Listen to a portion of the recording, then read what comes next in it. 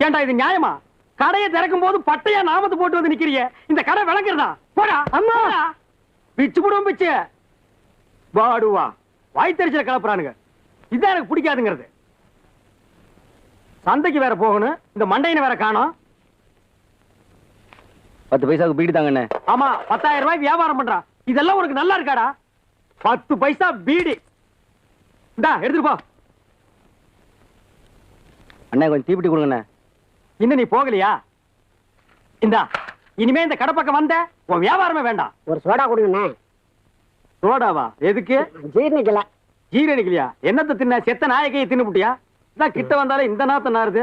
இந்தா எடுத்துட்டு ஓடி போயிரு. ஓடிரு. என்னதான் நடக்கும் நடக்கட்டுமே இருட்டுல நீ. சார், நீங்க மளிகை கடைக்கு வேலைக்கு வர்றீங்க, என்ன கலெக்டர் உத்தியோகம் பாக்குறீங்கன்னு நினைச்சீங்களா? அது வந்துண்ணே. என்ன வந்துன்னு நொந்துன்னு? இன்னைக்கு சந்தைக்கு போகணும் தெரியுமில்ல? ஆமா. அப்புறம் என்ன லேட்டா வர்ற? நீங்க தானே